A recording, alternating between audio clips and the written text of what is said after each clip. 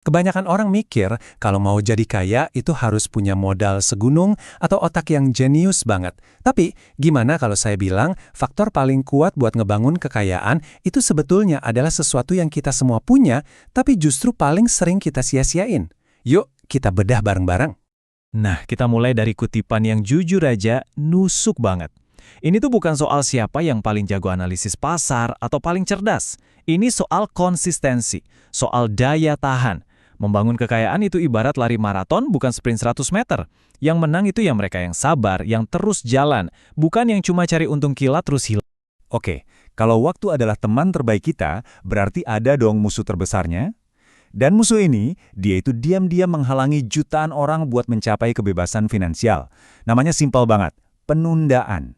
Kedengeran familiar nggak? Atau jangan-jangan kita sendiri yang sering ngomong gitu? Ini adalah bisikan-bisikan klasik buat menenangkan diri. Kita ngerasa selalu ada nanti yang lebih baik buat mulai. Tapi sebentar lagi kita bakal lihat betapa mahalnya harga dari sebuah kata nanti. Pertanyaan ini penting banget. Setiap hari kita nunda, kita tuh bukan cuma kehilangan 24 jam loh. Kita kehilangan sesuatu yang jauh lebih berharga. Kesempatan emas buat uang kita bekerja dan berkembang biak. Jadi kerugian nyatanya apa aja? Nah, ini dia akibatnya. Pertama, kamu kehilangan kekuatan compounding. Gampangnya, ini kemampuan uang kamu buat punya anak, terus anaknya punya cucu, dan seterusnya. Tanpa waktu yang cukup, keluarga uang kamu nggak akan pernah jadi besar. Kedua, kamu bakal dipaksa kerja lebih keras pas tua nanti.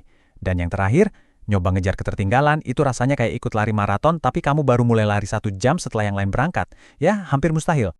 Sekarang kita masuk ke inti pembahasannya. Lupain soal cari jalan pintas. Kalau kamu paham satu konsep ini aja, cara kamu lihat duit bakal berubah total. Selamanya. Konsepnya adalah, waktu itu mesin pengganda kekayaan paling kuat yang pernah ada. Ini prinsip dasarnya. Poin krusialnya itu bukan cuma seberapa banyak yang kamu investasikan, tapi seberapa lama kamu biarin uang itu kerja buat kamu. Setiap hari yang kamu kasih itu ibarat bahan bakar buat pertumbuhannya. Analogi ini pas banget sih. Setiap rupiah yang kamu tanam hari ini itu ibarat satu bibit. Makin cepat ditanam, makin banyak waktu buat bibit itu tumbuh jadi pohon kokoh yang buahnya bisa kamu nikmati nanti.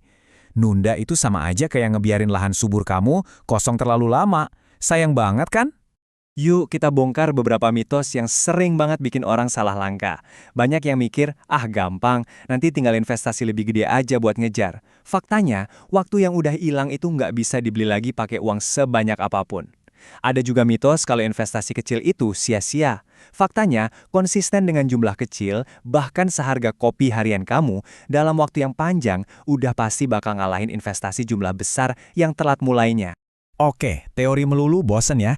Gimana kalau kita lihat bukti nyata lewat sebuah perbandingan sederhana? Kenalan yuk sama dua orang ini. Ardi, yang mulainya lebih awal, dan Rico, yang mulainya telat tapi modalnya lebih besar. Coba perhatiin baik-baik skenarionya. Ardi mulai di umur 25 dengan modal yang relatif kecil, cuma 500.000 sebulan. Rico nunggu 10 tahun, tapi dia lebih serius. Investasinya langsung 2 kali lipat, 1 juta sebulan.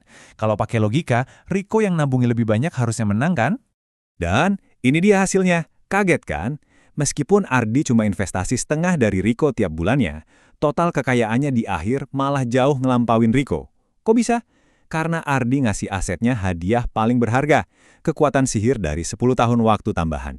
Ini bukti nyata gimana compounding bekerja di dunia kita. Nah, setelah lihat buktinya, pertanyaannya kan sekarang gimana caranya kita bisa ngelakuin ini dalam hidup kita? Tenang, ini nggak rumit sama sekali. Mari kita lihat strategi praktis yang bisa kamu mulai bahkan setelah selesai nonton ini. Rencananya simple kok, semua orang juga bisa. Buat beberapa bulan ke depan, lupain dulu soal jumlahnya. Fokus aja bangun kebiasaan. Mulai dengan berapapun yang kamu sanggup, terus atur transfer otomatis, biar nggak ada alasan lupa. Nanti kalau udah nyaman, baru naikin jumlahnya pelan-pelan. Dan yang paling penting buat jangka panjang, biarin aja. Udah, jangan panik pas pasar lagi naik turun, biarin waktu melakukan keajaibannya.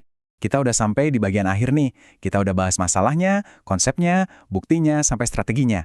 Sekarang semuanya kembali ke satu hal. Sebuah keputusan yang harus kamu buat. Hari ini. Coba deh ingat kalimat ini baik-baik.